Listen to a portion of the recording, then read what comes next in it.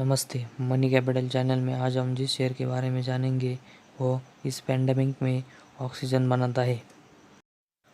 इस कोविड की स्थिति में ऑक्सीजन की डिमांड और भी बढ़ने वाली है। इस बढ़ती ऑक्सीजन की डिमांड की वजह से इस शेयर ने पिछले हफ्ते से बहुत अच्छी तरीके से रिटर्न दिया है।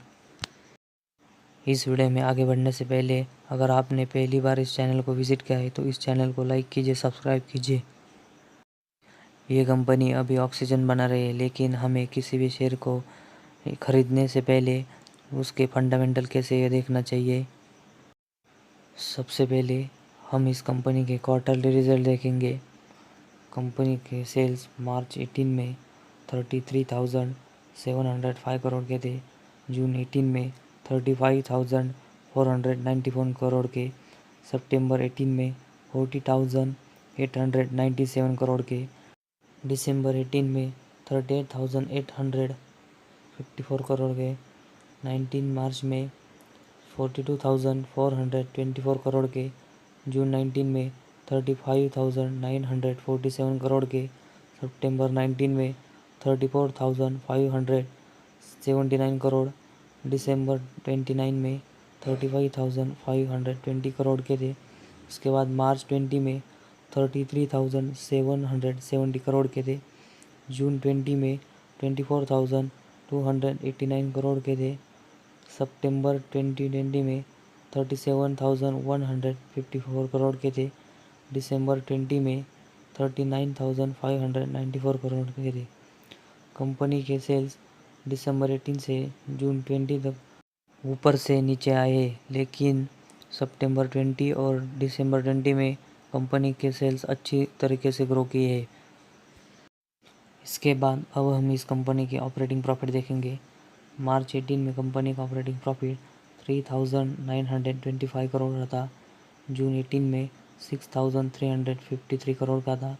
सितंबर 18 में 8,760 करोड़ का था। उसके बाद दिसंबर 18 में 6,449 करोड़। मार्च 19 में 7,414 करोड़। जून 19 में 5,342 करोड़। सितंबर 19 में 2,919 करोड़।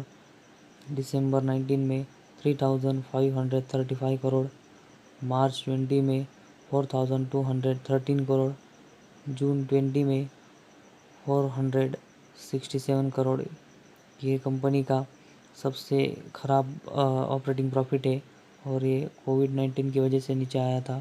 सितंबर 20 में 6,102 करोड़ और दिसंबर में 9,388 करोड़। इन 2 क्वार्टर में कंपनी का ऑपरेटिंग प्रॉफिट बहुत अच्छी तरीके से ऊपर गया है। इसके बाद अब हम इस कंपनी के प्रॉफिट बिफोर टैक्स देखेंगे। कंपनी का मार्च 18 का प्रॉफिट बिफोर टैक्स 15,272 करोड़। जून 18 का 3,030 करोड़। सितंबर 18 का 5,433 करोड़। दिसंबर 18 का 3,160 करोड़। मार्च 19 का 4,194 करोड़। उसके बाद जून 19 का 1,838 करोड़। सितंबर 19 का -748 करोड़। दिसंबर का 19 का -607 करोड़। मार्च 20 का -1,879। जून 20 का -3,377 करोड़। इस कंपनी को सितंबर 19 से जून 20 तक लगातार लॉस हो रहा है। इसका मतलब कंपनी का प्रॉफिट बिफोर टैक्स लगातार माइनस में गया है, इससे कंपनी को लॉस हुआ है। सितंबर 20 में कंपनी का प्रॉफिट बिफोर टैक्स 2,278 करोड़ और दिसंबर 20 में 5,583 करोड़ है। ये बहुत अच्छी तरीके से ग्रो किया है। इसके बाद अब हम इस कंपनी का नेट प्रॉफिट देखते हैं। कंपनी में मार्च 18 में 14,688 करोड़ का नेट प्रॉफिट हुआ था। जून 18 में 1,951 करोड़ का। उसके बाद सितंबर 18 में 3,599 करोड़ का। दिसंबर 18 में 2,284 करोड़ का। मार्च 19 में 2,383 करोड़ का। उसके बाद जून 19 में 717 करोड़ का जो प्रॉफिट हुआ है। कंपेयरली पिछले क्वार्टर से बहुत आया है। सितंबर 19 में 3,405 करोड़ का, दिसंबर 19 में माइनस 1,085 करोड़ का लॉस हुआ है। मार्च 20 में माइनस 1,480 करोड़ का लॉस। उसके बाद जून 20 में माइनस 4,417 का लॉस। सितंबर 20 में 1,565 करोड़ का प्रॉफिट हुआ है। उसके बाद दिसंबर 20 में 3,697 करोड़ का प्रॉफिट हुआ था।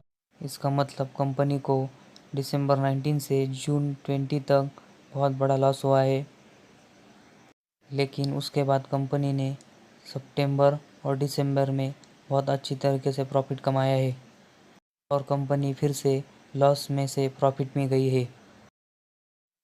इसके बाद अब हम इस कंपनी के प्रॉफिट और लॉस स्टेटमेंट देखेंगे। कंपनी का सेल्स मार्च 18 में 1,23,249 करोड़ का था। इसके बाद मार्च 19 में कंपनी का सेल 1,57,669 करोड़ का था। मार्च 20 में 1,39,817 करोड़ का था। उसके बाद कंपनी का मार्च 21 का सेल्स 1,34,807 करोड़ का रहने का अनुमान है। इसका मतलब कंपनी का सेल्स अच्छी तरीके से बढ़ रहा है। इसके बाद अब हम इस कंपनी के ऑपरेटिंग प्रॉफिट देखेंगे। कंपनी का मार्च 18 का ऑपरेटिंग प्रॉफिट 17,182 करोड़ का था। मार्च 19 का 29,017 करोड़ का था। मार्च 20 का 15,972 करोड़ का था और मार्च 21 में 20,169 करोड़ का रहने की उम्मीद है। कंपनी का ऑपरेटिंग प्रॉफिट पिछले 4 क्वार्टर से ऊपर या नीचे हो रहा है, इसका मतलब वो एक ही रेंज में है। इसके बाद अब हम इस कंपनी के प्रॉफिट बिफोर टैक्स देखेंगे। कंपनी का मार्च 18 का प्रॉफिट बिफोर टैक्स 21,135 करोड़ का था। इसके बाद मार्च 19 का 15,841 करोड़ का था। मार्च 20 में इस कंपनी को 1,395 करोड़ का लॉस हुआ था। इस क्वार्टर में कंपनी का प्रॉफिट बहुत ही नीचे आया था, लेकिन उसके बाद मार्च 21 में कंपनी को 2,605 करोड़ का प्रॉफिट होने की उम्मीद है। इसके बाद अब हम इस कंपनी के नेट प्रॉफिट देखेंगे। कंपनी को मार्च 18 में 13,434 करोड़ का प्रॉफिट हुआ था। मार्च 19 में 10,218 का प्रॉफिट हुआ था, लेकिन मार्च 20 में कंपनी का प्रॉफिट गिरकर 1,557 करोड़ का रह गया और मार्च 21 में कंपनी को माइनस 635 करोड़ का लॉस होने की उम्मीद है। मतलब कंपनी का नेट प्रॉफिट लगातार गिर रहा है। इसके बाद अब हम इस कंपनी की बैलेंस शीट देखते हैं। मार्च 18 में कंपनी के पास 57,451 करोड़ के रिजर्व थे। मार्च 19 में वो बढ़कर 65,505 करोड़ के हो गए। मार्च 20 में वो फिर से बढ़कर 70,156 करोड़ के हो गए और मार्च 20 में फिर से वो घटकर 63,921 करोड़ के हो गए। इसका मतलब कंपनी के रिजर्व मार्च 20 तक ऊपर गए थे, लेकिन सितंबर 20 में वो फिर से नीचे आ गए। इसके बाद कंपनी के ऊपर कितने बोरंग्स हो सकते हैं। मार्च 18 में कंपनी पर 92,127 करोड़ के बोरंग्स थे। मार्च 19 में वो बढ़कर 1,08,3 करोड़ के हो गए। मार्च 20 में फिर से वो बढ़कर 1,16,328 करोड़ के हो गए। उसके बाद सितंबर 20 में 1,11,360 करोड़ के है। इसका मतलब कंपनी के ऊपर बहुत हाई बोरंग्स है। इसके बाद अब हम देखेंगे कि कंपनी के पास टोटल कितने एसेट है। कंपनी के पास मार्च 18 में 2,08,722 करोड़ के थे। उसके बाद मार्च 19 में 2,32,773 करोड़ के हो गए। उसके बाद मार्च 20 में वो बढ़कर 2,49,149 करोड़ के हो गए और 21 में 2,44,419 करोड़ के है। कंपनी के टोटल एसेट पिछले 3 क्वार्टर से बढ़ रहे हैं, लेकिन मार्च 21 में वो फिर से नीचे आए हैं। इसके बाद इस कंपनी के हम इम्पोर्टेंट टॉपिक उसका मतलब शेयर होल्डिंग पैटर्न देखेंगे। सबसे पहले कंपनी के प्रमोटर के पास कितने शेयर है वो देखेंगे। जून 18 से दिसंबर 29 तक कंपनी के प्रमोटर के पास 33.12% के शेयर थे, जो कि एक ही रेंज में थे। लेकिन इसके बाद कंपनी के प्रमोटर ने मार्च 2020 से मार्च 21 तक मतलब एक साल में कंपनी की शेयर होल्डिंग को 33.12 से बढ़ाकर 34.41 किया है। इसका मतलब कंपनी ने एक साल में लगभग 2.29% का शेयर होल्डिंग बढ़ाया है। इसके बाद एफआईएस के पास जून 18 में 15.87%, सितंबर 18 में 15.05%, दिसंबर 18 में 15.05%, मार्च 19 में 14.60%, जून 19 में 13.79%, सितंबर 19 में 13.65%, दिसंबर 19 में 15.34%, मार्च 20 में 12.39%, जून 20 में 11.84%, सितंबर में 11.45%, नवंबर 20 में 16.87%, मार्च 21 में 18.56% है। बीच में एफआईएस ने अपना स्टेक कम किया था, लेकिन पिछले 2 क्वार्टर से उन्होंने फिर से इस कंपनी में अपना स्टेक बढ़ाया है। इसके बाद डीआईएस के पास जून 18 में 29.25%, सितंबर 18 में 29.82%, दिसंबर 18 में 29.03%, मार्च 19 में 29.06%, जून 19 में 30.26%, सितंबर 19 में 30.13%, नवंबर 19 में 29.27%, मार्च 20 में 29.66%, जून 20 में 29.79%, सितंबर 20 में 29.87%, दिसंबर 20 में 25.84%। इसके बाद डीआईएस की मार्च 21 में इस कंपनी में लगभग 18.56% का स्टेक है। इसके बाद गवर्नमेंट के पास कितनी शेयर होल्डिंग है वो देखेंगे। गवर्नमेंट के पास जून 18 में 0.10%, लेकिन उसके बाद गवर्नमेंट ने अपने स्टेक बढ़ाकर सितंबर 18 से लेकर सितंबर 19 तक 0.11% कर दिए। इसके बाद दिसंबर 19 में वह बढ़ाकर फिर से 0.20%, उसके बाद मार्च 20 में बढ़ाकर 0.22%, जून 20 में भी उतने थे 0.22%। उसके बाद गवर्नमेंट ने अपने स्टेक बढ़ाकर सितंबर 20 से लेकर मार्च 21 तक 0.20% कर दिए। इसके बाद पब्लिक के पास कितने शेयर है वो देखेंगे।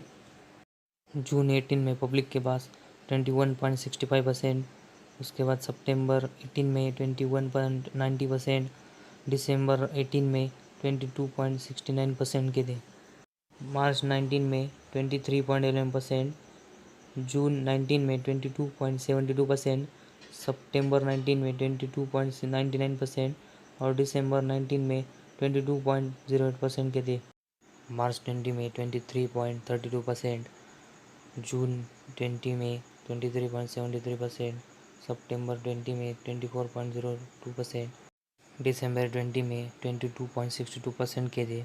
उसके बाद मार्च 21 में वो 21.62% के हो गए।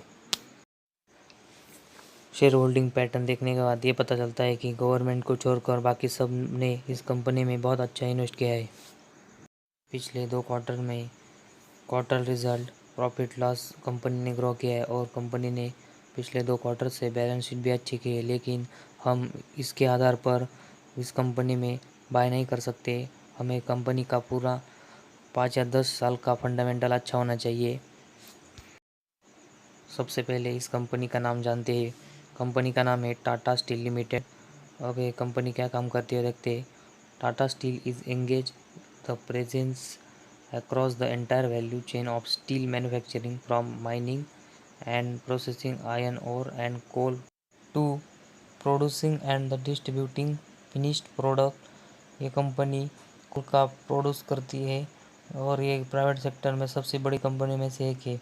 इसके बाद company offers the broad range of steel products including a portfolio of high value added downstream products such as hot rolled, cold rolled, coated steel, rebars, wire rods and tubes and wire, इन सब में भी ये company काम करती है।